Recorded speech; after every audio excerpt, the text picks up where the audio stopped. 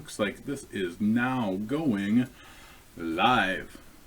So, making sure the video goes through. There we go. So, hello everybody. This is just a follow-up from last night's live stream, and this is going to be very, very quick because I have to leave in probably about 5 minutes, maybe less, maybe a little bit more, because I'm going to get a well, my fiance is getting a 3D ultrasound done of her belly so we can check out the baby. So 3D ultrasound should be pretty cool. We'll find out. Hopefully it turns out well, because I really like the 3D ultrasound technology. So we'll see how that goes. But anyway, follow up on the server update night from last night. Everything went really, really well. It took about 2 hours for us to get out of there, get all of the updates done, and that was about 100 and, like I said, about 70 or so servers that we updated, restarted, and had, up and running before we left for the night. So we took quite a few important systems down, and everything came back up swimmingly. So the biggest upgrade that we did last night was moving over a domain controller to a new server. And the funny thing is, we had one of these, the old domain controller was on server 2003, and we moved that over to server 2012. The only hiccup that we had from that entire thing was we moved over our phones, and in the morning, some of our phones weren't working. We use ShoreTel for our phone systems, and that's basically all hooked up through the network. If you aren't familiar with ShoreTel, some of the phones weren't working, so we had to reboot a lot of the phones. That was just basically a manual reboot of the phones. We could have done it through the network. Actually, at one point we did kind of do it through the ShoreTel panel. The ShoreTel web panel, we could reboot the phones there, but we had some guys on site manually rebooting phones. So that was the biggest hiccup of the entire server update night process, even though it didn't happen right then and there during the server reboot night. It happened afterwards. Things like that happen not often, but they do happen. You may not see the repercussions of updates and things like that until afterwards, and that's just part of the whole gig with being in IT. One of the biggest things that you would definitely see from doing like server update nights and things like that, or just doing Windows updates in general, especially on servers, is definitely Microsoft being a jerk.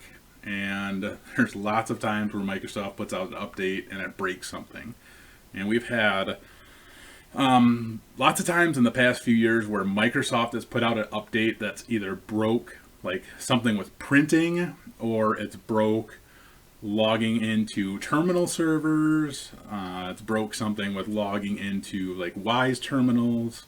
And it has to do with some particular update, affecting something with one of the servers. And that could have been basically a plethora of things, but there's always some stupid update doing something stupid. So there's things like that that do happen from time to time that make server update night a pain in the butt. So hello people who are in the chat. How are y'all doing today, tonight, on this glorious Friday? It is raining here tonight. So the next thing that I was going to talk about after server update night being just fine and dandy was MDM. I have been not struggling. Struggling is not the word that I would use, even though that's the first word that came through my head. Just battling through MDM because I'm being pressured. Yeah, Fat Finger Photography. That's the name of my photography business. I do photography. I don't know where any of my... I do photography. I do all of the sports photography for like the local high school here in town. So I go out to just about as many of the sports games as I can. So football games, basketball games, baseball games, track and field, soccer, you name it. I try to get out there and do all of the sports photos for them. And fat finger photography, because I'm fat. So it was fitting for me. I wanted something catchy and that, you know, people would kind of remember and just signify, like with me, you know, if they saw me and they saw fat finger photography, that they would just kind of put it together, like, oh, that's the fat finger photography guy. I am a very busy guy, very, very busy, especially with a kid on the way. It's just going to get even more busier. My favorite sport by far is football, and that's definitely my favorite sport to probably shoot, as far as photography goes, too. Probably my favorite sport. Yeah, probably. Just because it's my favorite sport, it's probably going to be my favorite sport to shoot. So, yep, I love football, and I'm talking American football, not European football, which we would call soccer in the United States of America. Let's see. You're a freshman majoring in CIS at ASU, almost done with my first year. I'm interested specifically going into healthcare, IT, and cloud computing. Is there anything you'd recommend for me to do? There isn't anything specifically that I would recommend for you to do. Just keep doing what you're doing, basically.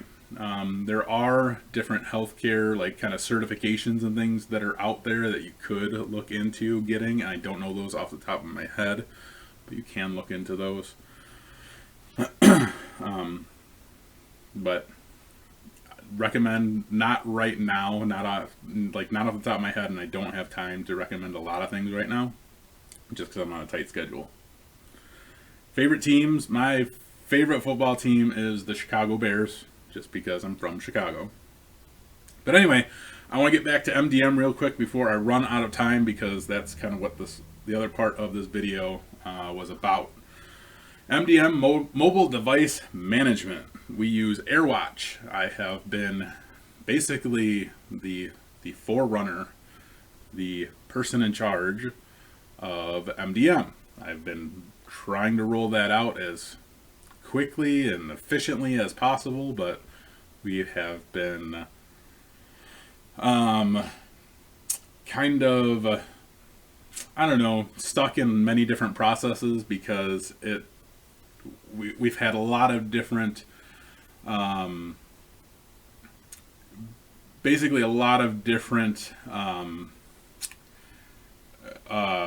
what do you call it, like new, oh my goodness, I can't even think of the name of, like, what I'm trying to think of right now, because it's been an absolutely insane week. We have a lot of new, like, applications, a lot of new products coming into the hospital right now that really, we need to have MDM in place before we really want to make some of these go live. Like, we need to have secure texting, and we really need to have MDM in place before we can really say that secure texting can go live. And we have, like, all of these iPads that are going live, even though we don't have, like, a solid profile for them, and we don't have them, like, fully configured in MDM the way that we're supposed to, because we didn't have the VPP through Apple configured right, because it was like a quick, we have to have these right now because we have a new EMR coming in, like, literally like 2 weeks. It's going to be going live, and we had to have these even though our MDM was not ready.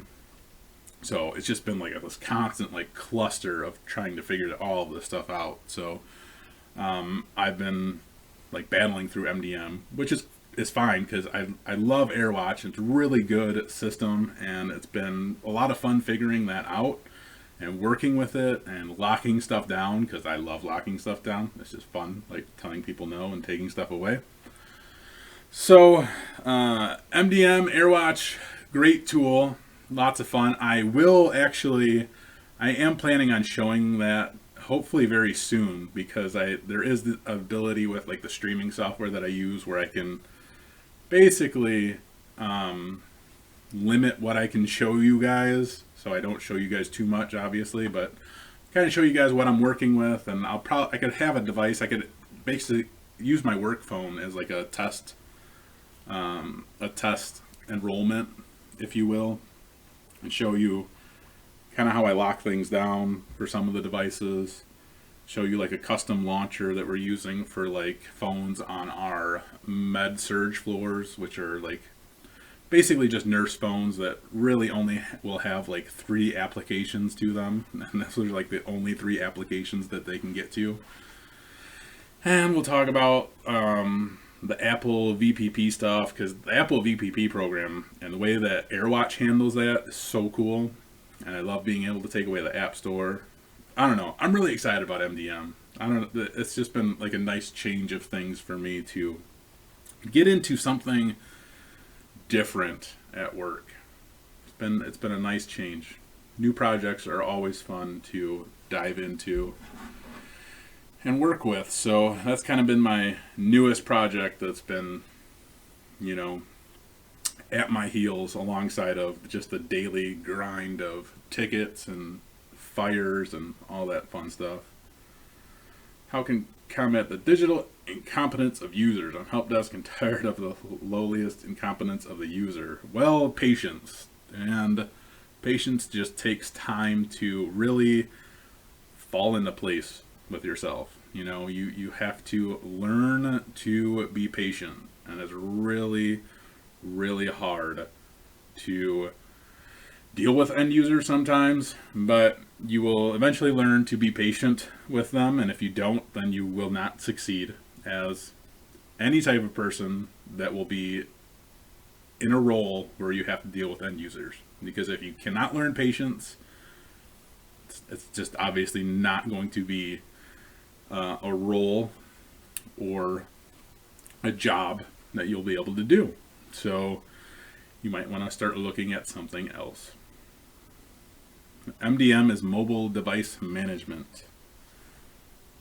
Here, I can make that more clear. AirWatch mobile device management. Hello, Eddie. Always wanted to do more with MDM software, not really big enough environment to get into that though. Yeah, MDM it was quite a hefty price tag with AirWatch for us to get into it for what we're using it for.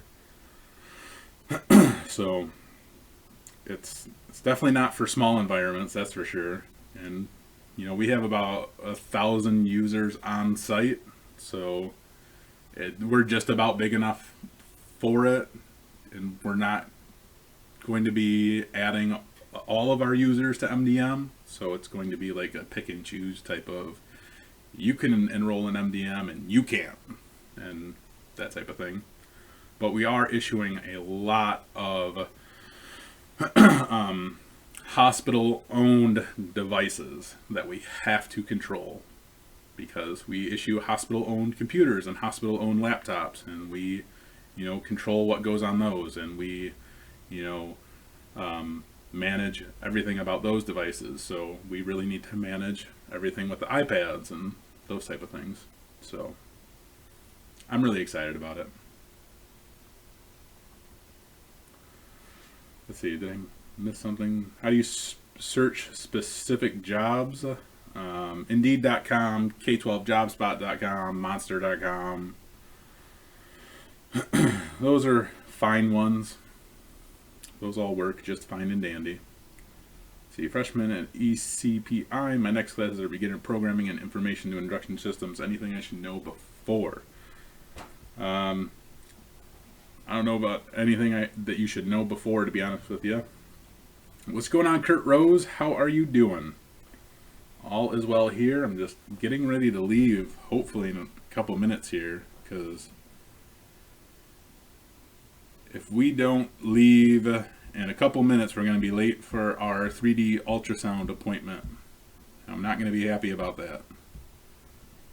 We're like always late. I'm sick of being late. The wife, she's always late for everything. So hopefully she hurries the heck up so we can get out of here, because we have about a 2-hour drive to get to where we're going to be. And our appointment is at 7:30. It's 5:27 right now.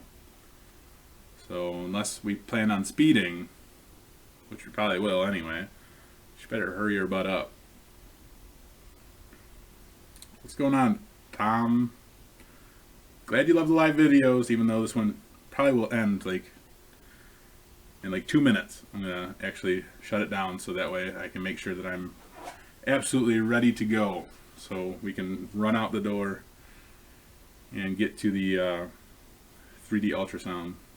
Yeah, they are kind of creepy, I will definitely give you that, but I'm really excited to see the baby in the 3D format.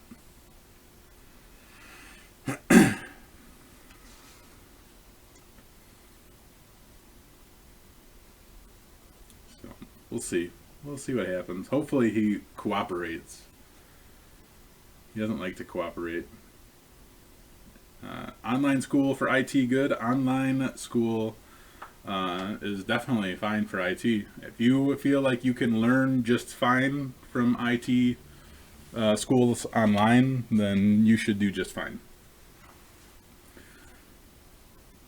Thank you, sir. I love this jacket. I just got this jacket today, so I'm really excited about it.